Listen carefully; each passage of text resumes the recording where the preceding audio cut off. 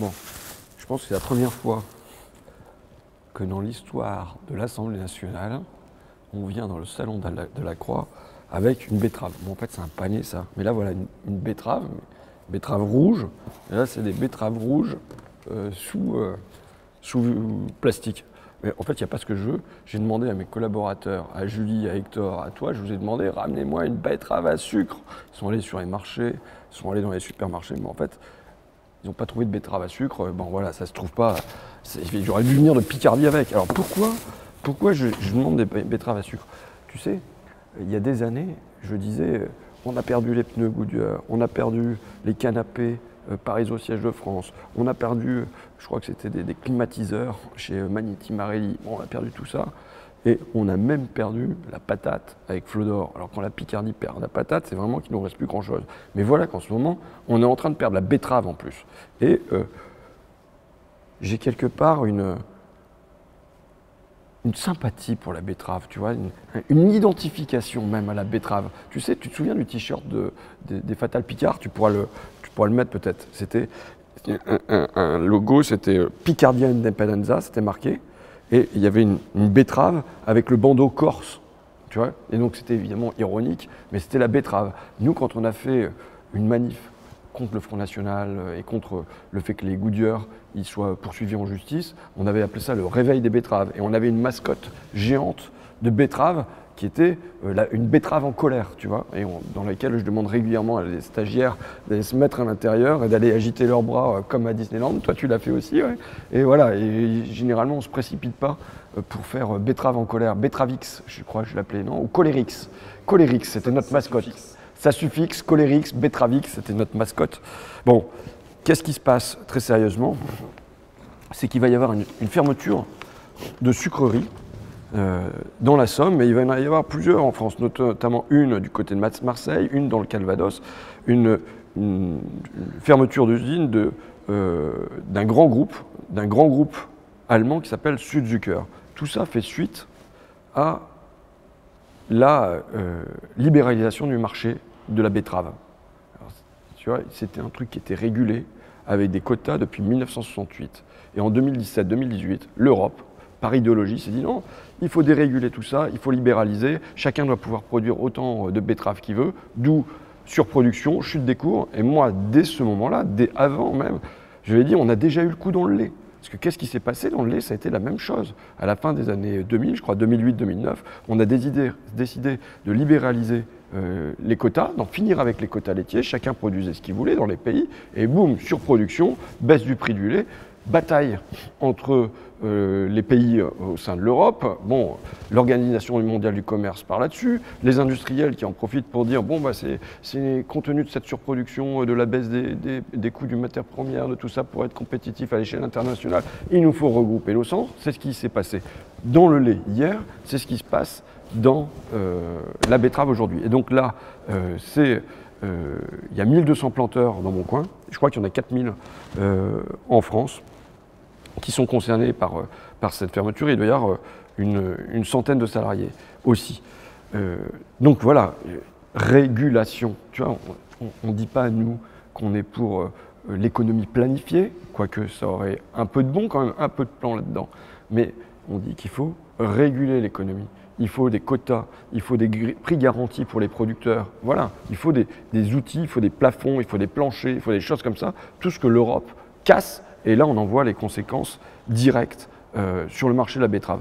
C'est un groupe allemand qui compte plus de 18 000 salariés, qui fait 7 milliards d'euros de chiffre d'affaires, 450 millions d'euros de bénéfices, qui vient nous dire il faut être compétitif, on est obligé de licencier 132 personnes, plus 75 saisonniers. Enfin, ils ne disent pas qu'ils vont les licencier, ils me disent qu'ils vont les remettre dans une autre usine, mais ça paraît tout à fait improbable. Et surtout, derrière aussi, plus de 1000 planteurs dans mon coin, plus de 4000 il me semble à l'échelon national, planteurs de betteraves qui vont perdre ce boulot-là. Bon, quelle est l'histoire de la betterave? Jusqu'au XVIIIe siècle, le sucre, c'est la canne à sucre, c'est les îles, c'est l'esclavage. Et c'est parce qu'il y a des esclaves qu'on a du sucre en Europe et qu'on a du sucre pas cher en Europe. Et en France, on est très friand à l'époque de sucre. pourquoi on va en finir avec ça? Ce n'est pas pour des raisons morales. C'est parce que Napoléon, qui est en guerre avec le reste de l'Europe, et notamment en guerre avec les Anglais, il y a un blocus continental qui est instauré, qui lui empêche d'avoir une communication entre la France et ses îles, la Guadeloupe, la Martinique, ses colonies, où se produisait la canne à sucre. Résultat, face à ça, le prix du sucre explose, et que fait Napoléon? Il relance un truc qu'avait découvert un chimiste au XVIe siècle, c'est que peut-être à partir de cette plante étrange qu'on trouvait, je crois, sur les bords de mer de la baie de Somme, donc dans mon coin, mais ça c'est peut-être mon patriotisme, mon chauvinisme, j'ai tendance à m'accaparer beaucoup de choses comme ça, mais on découvre qu'avec cette plante, eh bien on peut faire du sucre. Et il relance ça, il relance cette production-là, et c'est comme ça que on va avoir la betterave qui devient la principale production sucrière. Donc c'est une relocalisation de l'économie. Plutôt que de le faire appel aux îles, ça va permettre d'en finir avec l'esclavage, puisqu'on n'a plus besoin de faire appel aux colonies et à la canne à sucre pour avoir du sucre dans notre café, autre produit des colonies. Et donc voilà, et donc ça montre les facultés d'imagination de l'homme, les ressources de la nature aussi. Il y a tout ça, toute cette richesse dans la nature à portée de main pour peu qu'on lui dise « maintenant, ça ne va plus, vous devez faire autrement ». Je pense qu'il y a pas mal de fois où à l'économie, aux entreprises, au système, on doit lui dire « maintenant, ça n'est plus permis, vous devez faire autrement ». Et à partir du moment où on lui dit « vous devez faire autrement », il y a une ouverture imaginaire. On a réussi à se priver de la canne à sucre et à continuer à avoir du sucre, qu'on ne fasse pas croire qu'aujourd'hui, on ne peut pas se priver du glyphosate et continuer à avoir du blé, par exemple. Et je pense qu'à partir du moment où on se dit c'est plus possible, pouf, il y a un imaginaire qui va se rouvrir, tu vois. Bon, c'était ma page économico-historique, mais sociale aussi, parce qu'il y a des gens qui sont concernés très concrètement par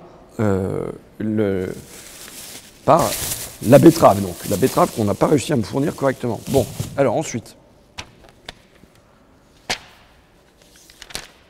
C'est le 8 mars. C'est la journée internationale pour le droit des femmes. C'est ça l'intitulé exact, parce que t'entends me faire toquer en disant « t'as oublié un mot dans le truc ». Bon, c'est ça, hein. Bon. Il y a un an, je faisais une intervention à l'Assemblée nationale sur les femmes de ménage de l'Assemblée, où je rappelais leurs conditions de travail déplorables, sur le fait qu'elles étaient peu payées, qu'elles avaient été en temps partiel contraint, bref, que dans cet hémicycle où les députés sont payés 5 700 € net, je crois, on a des dames qui viennent bosser ici pour 30 € la matinée, tu vois, parce que j'ai fait des interviews depuis, on a eu des espèces d'AG avec les femmes de ménage pour leur demander bon, comment on pourrait améliorer votre situation, comment vous vivez. Une femme de ménage qui m'explique qu'elle vient de je ne sais plus trop quelle banlieue, là, des Mureaux. Elle se lève à 4 h du matin, Graziella. Elle prend le bus à 4 h 53, qui l'amène à 5 h 03 à la gare des Mureaux. Elle est à 6 h 10 à Saint-Lazare. Le train est en retard. Des fois, je pleure, elle dit. Ensuite, après le travail, je retourne à 9 h 07. Donc voilà, là, 3 petites heures de travail qui vont être rémunérées pour un peu moins de 30 €. Voilà, c'est dingue de se dire, les gens, ils sont capables de se lever à 4 h du matin pour même pas gagner 30 € à des kilomètres de chez eux. C'est une situation qui est absolument terrifiante, quoi. Et donc, dans une enceinte, tu as vu les dorures partout. Et c'est là-dedans que des femmes de ménage vont être payées en dessous du seuil de pauvreté. C'est un truc de dingo. Donc, ça fait 1 an maintenant que j'essaye de me bagarrer avec le questeur de l'Assemblée nationale, Florian Bachelier, en lui disant voilà, alors qu'est-ce que vous comptez faire, machin. Alors, dans un premier temps, je suis arrivé très. Tapant du poing sur la table, en lui montrant que j'avais toutes les statistiques, combien de personnes étaient à temps partiel, combien de personnes touchaient un 13e mois. Personne, à part il y a 5 cadres, quoi, 5 contremaîtres. Mais sinon, voilà, j'avais toutes les données sur les salariés de l'entretien. Bon, et il me dit, bon, bah, alors ce qu'on va faire, c'est qu'on va faire du dialogue social, et puis vous allez être là pour discuter, et puis on va trouver des solutions ensemble. C'était pas mon registre habituel, mais j'ai décidé de faire l'effort, de relever le pari. Allez, allons-y pour le dialogue social. Mais maintenant, voilà, 6, 9 mois que je demande simplement à ce que le questeur, en ma compagnie, avec peut-être des organisations syndicales, avec d'autres députés, rencontre les femmes de ménage, discute avec les femmes de ménage, comme je l'ai fait, tu vois, qu'on voit quels sont leurs soucis et quelles pourraient être les pistes de solution, que le questeur participe à ça. Florian Bachelier, qui, dans une émission de télévisée sur CNews, disait cet exercice de la démocratie, je le connais, je le fais au quotidien, c'est-à-dire que j'écoute, j'entends. J'aimerais bien que Florian Bachelier écoute, entende les femmes de ménage qui se trouvent ici. Et donc on a eu, ça a commencé par être un dialogue courtois, et puis il y a eu une fois où je suis passé, c'était plus possible, quoi. Donc c'est vrai que je me suis tellement emporté, j'ai crié, j'ai considéré qu'il était arrogant avec moi, arrogant avec les femmes de ménage. Bon, je criais tellement que toutes les portes du couloir, quand je suis parti, se sont ouvertes en croyant qu'il y avait du raffut là-dedans. Bon, voilà. Mais donc voilà. Donc il faut. Alors il y a un marché qui arrive à ouverture. On a fait plein de démarches. Hein. Bon, on a toute une page de démarches qu'on a fait, des courriers qu'on a envoyés, d'un avocat qu'on a mis sur le truc, d'entreprises du ménage qu'on a rencontré. Je rencontrais encore un centre d'appel à Capella dans mon coin à Amiens, qui est une société, un centre d'appel coopératif. Bon, ça ne veut pas dire que c'est parfait, hein, mais bon, voilà. Et il y a un gars à l'intérieur de ça qui s'est chargé, pour avoir un label, de faire que les sous-traitants soient correctement traités. Et du coup, il a changé de sous-traitant en matière de ménage. Il a mis une association qui se charge de ça, de manière à ce qu'il y ait moins de temps séquencé. Et on sait qu'il y a d'autres institutions où ça se passe comme ça. Donc on réclame un 13e mois pour toutes. On réclame le fait qu'il y ait plus de facilité pour les départs en vacances. Ici, c'est beaucoup des Cap-Verdiennes, donc il y a des problèmes sur les départs en vacances. Bon, voilà, c'est une spécificité du coin. On réclame qu'il y ait moins de temps partiel, ou alors que le temps de travail puisse être pendant la présence des députés, que les femmes n'aient pas forcément besoin de se lever à 4 h du matin. Bon, il y a un marché qui arrive à échéance, c'est un petit marché. Il y a plusieurs marchés de ménage à l'Assemblée nationale, il y en a 5. Et il y a un petit marché qui arrive à échéance cette année.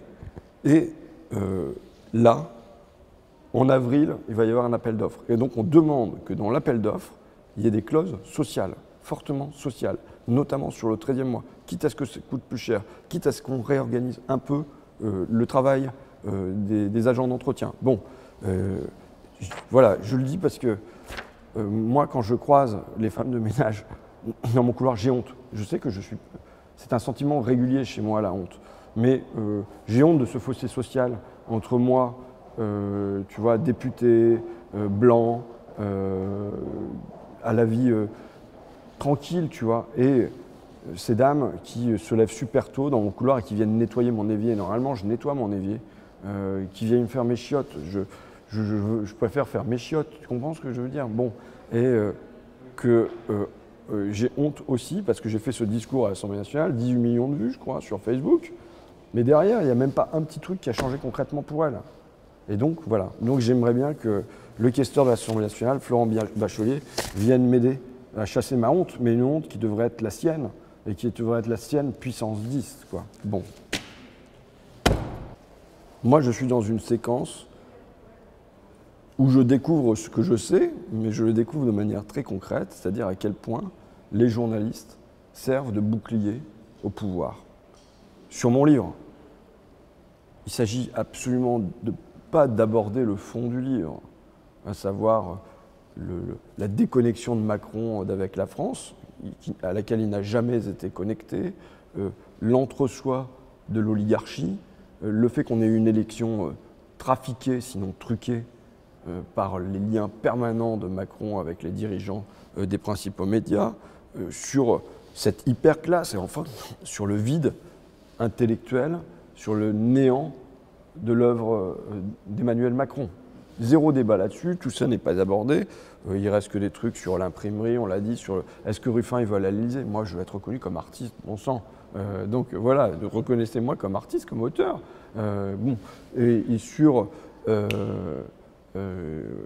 l'antisémitisme, enfin voilà, tout est utilisé pour ne pas aller sur le fond. du bouquin. Et je vois là, concrètement, comment les journalistes servent de bouclier au pouvoir. C'est encore plus le cas sur la mésaventure de mon collègue Loïc Prudhomme à Bordeaux. Il se fait taper dessus par les flics. Donc il dit « je me suis fait taper dessus par la police ». Ça devient dans des petites micro-dépêches assez peu importantes. Le député Prudhomme dit s'être fait taper, affirme s'être fait taper, prétend s'être fait taper. Ok, donc on n'a pas confiance en sa parole. A priori, ce serait un membre de la majorité qui serait fait taper par un gilet jaune. Il n'y avait pas de guillemets, il n'y avait pas de affirme, il n'y avait pas de prétend, il n'y avait pas de dit. En plus, on a les images là. On a des images. Qu'est-ce que ça devient? C'est un papier de Daniel Schneiderman sur France Info. À propos de France Info. Hein. C'est ça que dit France Info. Si les images ne permettent pas de confirmer ces affirmations, on aperçoit bien un membre des forces de l'ordre lever un objet ressemblant à une matraque et le baisser en direction du manifestant.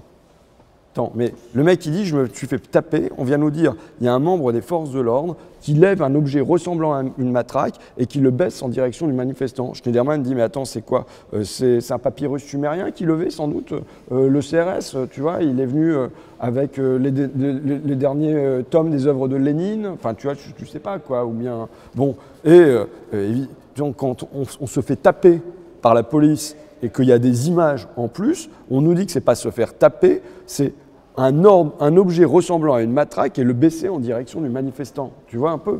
Et ça, c'est ça être un bouclier du pouvoir. Et ils le sont de manière permanente, tu vois. Moi, je le vois bien sur toutes mes histoires à la Check News, là. Ou quand France Inter te censure, non, c'est pas vraiment une censure. Puis finalement, c'est toi qui deviens un menteur à la fin. C'est comme ça qu'ils fonctionnent. Ils arrivent à emmêler le truc. Et donc, Check News, là encore, qui me demande, mais alors, vos dons aux associations et tout ça. Il paraît qu'il y a même un journaliste de France 2, tu vois, là on est en train de faire la privatisation des aéroports de Paris, on est en train de faire la privatisation de la Française des Jeux, on se demande à qui vont être faits ces cadeaux, mais la grande enquête de France 2, c'est les dons de François Ruffin aux associations. Donc, on va le mettre en ligne, la totalité des trucs, quoi, mais donc les journalistes enquêtent, tu vois. Ils appellent les associations, ils apprennent que j'ai donné pour que il y a un abattage à la ferme des animaux, donc ils appellent les associations d'abattage à la ferme en disant « mais est-ce que vous avez bien reçu quelque chose ?» Donc j'ai la liste. Bon, là c'était donc l'association en faveur de l'abattage des animaux dans la dignité.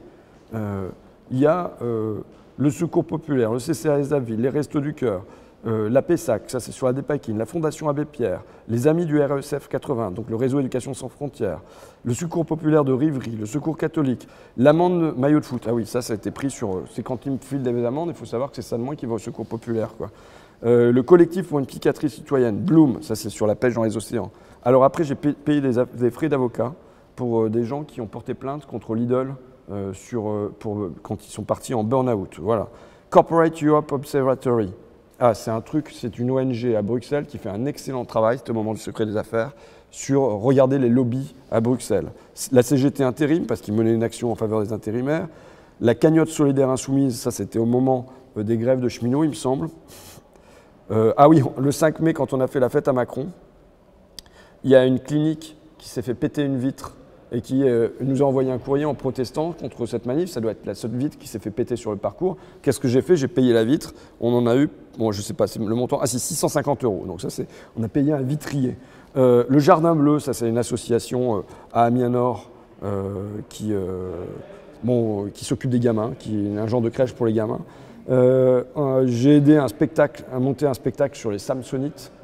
Qui est donc un truc ouvrier, un truc de solidarité paysan, pour les amis et familles l'UNAFAM, hein, pour les familles d'handicapés psychiques, la critique des médias, Sherpa, c'est la lutte contre les crimes économiques, les ballons rouges, c'est sur le handicap mental, je fais toute la liste, on y va. Hein.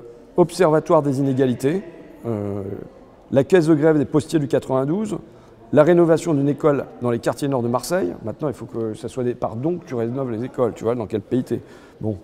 SOS Entrepreneurs, j'ai trouvé le gars que j'ai rencontré dans le cadre de la loi Pacte, un gars qui s'occupe d'aider les petits entrepreneurs qui sont dans la galère, qui se demandent comment ils vont s'en sortir, et il l'appelle, et lui, qui l'a été, et qui s'est retrouvé dans la galère, notamment à cause du travail détaché, parce qu'il était dans le bâtiment, et puis je crois, de contrats donnés par des grosses firmes, enfin bon, un truc comme ça, eh ben, il les aide, quoi. L'arbre aux abeilles, mais ça doit être pour les abeilles. Hein.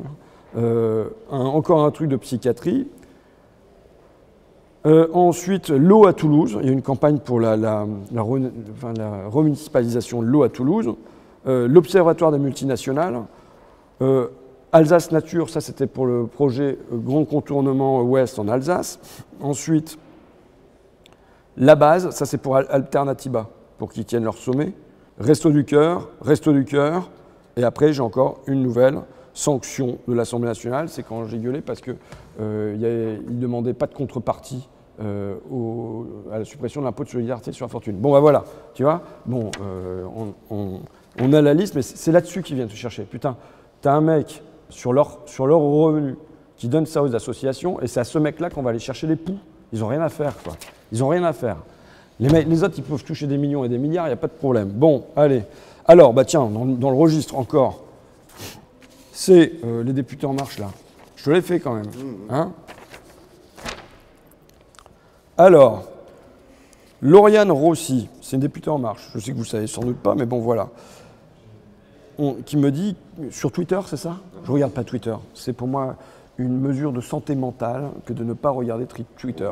Et je le dis, même à mes partisans, on peut être moins violent sur Twitter. Moi, ce que je dis toujours sur Facebook et sur Twitter, c'est qu'il faudrait s'exprimer comme on s'exprimerait en face des gens si on les avait en face.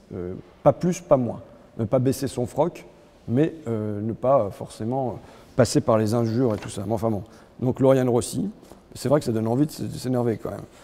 Que François Ruffin retrouve lui-même le chemin de l'Assemblée et de l'hémicycle, où nous le voyons si peu. D'habitude, il ne se plaigne pas de ne pas me voir. Mais bon, là, elle se plaint, pourtant je suis là. Mais nous y travaillons justement à redonner dignité et perspective aux jeunes et aux plus fragiles. C'est sûr que c'est le cœur de mission des marcheurs que de redonner quotidiennement des perspectives aux jeunes et aux plus fragiles. Pendant qu'ils réalisent road trip et road movie militants, tout en étant indemnisés. Bon, alors attends, après, je vais en venir aux statistiques, mais je prends la deuxième, parce que la deuxième est encore mieux. Delphine O, c'est son nom, O? Ah ouais. Tu vois, ça m'a marqué, tu vois, je la vois intervenir tout le temps dans l'hémicycle, donc elle a des interventions qui sont aussi brèves que son nom de famille, tu vois. Oh, bon. François Ruffin, vous qui combattez les privilèges, quid de mettre fin aux privilèges d'un député fantôme, payé aux frais de la princesse pour mener ses projets perso, livres, films, dont il va tirer des revenus parallèles. Alors bon, d'abord, on va rétablir ça. Sur le film, j'aurai pas de revenus parallèles. Je le donne mes droits d'auteur au Secours populaire. Sur le livre, ça ira à Picardie debout, donc pareil, j'ai pas de revenus personnels et je suis payé aux frais de la princesse au SMIC, hein, pour mémoire. Tiens d'ailleurs, je crois que j'ai mal fait mon calcul tout à l'heure parce que je l'ai fait comme si j'étais à 5 700 €. Donc on va faire un calcul. Hein. Vous allez voir, je suis payé 1 200 €. C'est du net. Multiplié par, on a dit combien, 21 mois que je suis là, divisé par mon nombre d'interventions en hémicycle, 466. Ah non, tu vois, non, ça fait 54 € quand même. Je coûte donc 54 € par intervention dans l'hémicycle. On va faire le même calcul pour donc Lauriane Rossi. Qui est questeur. Elle est questeur, ouais. Donc elle est à 12 000 € et des poussières. Comme Bachelier, qui a des problèmes pour augmenter les femmes de ménage, ils sont payés quand même 12 000 € et des brouettes, quoi, hein. 12 000 € multiplié par 21, ça fait donc 256 000 € qu'ils ont touchés depuis le début, qui sont ici. Divisé donc par son nombre d'interventions dans l'hémicycle, elle en est à 117. Donc chacune de ces interventions dans l'hémicycle revient à 2189 €. Tu vois, c'est quand même pas mal. Hein. Maintenant, on va faire la dernière, Delphine O. Non, mais tu vois, tant qu'à être démago, député fantôme et puis tout ça, bon, allons-y, hein, tu vois, moi, j'ai jamais de problème à être sur ce terrain-là. Alors, elle a 0 rapport, 0 proposition de loi, elle a 4 questions orales, elle a 0 question écrite, elle a 18 interventions en commission, elle a 14 interventions dans l'hémicycle, elle ose la ramener. Putain, mais à sa place, moi, je creuserais un bunker, je me foutrais dedans, je me mettrais la tête dans le sable et je n'oserais même plus montrer ma tête, tu vois. Non, mais attends, elle ose la ramener avec des statistiques pareilles. Non, je dis pas qu'il faut travailler la statistique à tout prix, mais à ce point-là, là. Et elle ose dire député fantôme. Mais putain, mais dis donc, elle n'a même pas existé avant, donc elle peut pas être un fantôme. Alors, on va faire un petit calcul, elle. combien elle nous coûte. Là, tu vas, TA, donc on a dit, on a 5 700 €, hein, multiplié par 21 mois, ça fait 119 000 € depuis le début de la mandature, divisé par 14 interventions en hémicycle. Chacune des interventions de Delphine O en hémicycle vous coûte 8 550 €. Je rappelle que je suis, donc je vais diviser ça par 54. Je suis 158 fois moins cher. Tu vois, c'est même plus, je suis même plus chinois de l'hémicycle là, à ce tarif-là. Je suis 158 fois moins cher que Delphine O qui ose la ramener. Non mais attends, vraiment, ils ont honte de rien, quoi. Bon, alors, la suite. Je pense que je peux être absent maintenant pendant les 3 années supplémentaires, tu vois. Et Delphine O, elle arrivera toujours pas à être à la moitié de mes interventions ou de mes questions écrites ou de mes questions orales. 0 question écrite. C'est même pas compliqué une question écrite. Le député, il bosse pas, il fait bosser ses collabs, quoi. Bon, allez, c'est pas grave. On s'en fout. Le 16 mars, Dions. Ouais, le 16 mars. Alors, le 16 mars, il faut sortir. Il y a tous à Paris. Des gilets jaunes qui veulent ça, mais sortez tous à Amiens, sortez tous à Besançon, sortez tous à Nantes, sortez tous à Rennes, sortez tous à Marseille, si le train est trop cher, s'il n'y a pas de bus, enfin voilà, tout ça. Bon, sortez le 16 mars. Même si c'est un point d'étape sur lequel il faut s'appuyer. Moi, je vais passer à la manif à Paris le 16 mars, et ensuite, je vais à Dions. Pourquoi Dions? Parce que Dions va être le 16 mars le gros point de rassemblement du sud de la France. Dions, c'est le rond-point sur lequel se trouvait le panneau en 4x3 de Marcel. Tu vois là, Marcel, c'est bon? Super. Dessiné par Suède Honneur. Il nous reste sa signature là, tu vois. Ça, c'est sa signature. Tu me l'as emballé dans du plastique, tu croyais que c'était une betterave ou quoi? Voilà. Il avait dessiné ça, il a pris un gaz, il est passé. Il est passé. Bonjour. Il est passé sur le rond-point.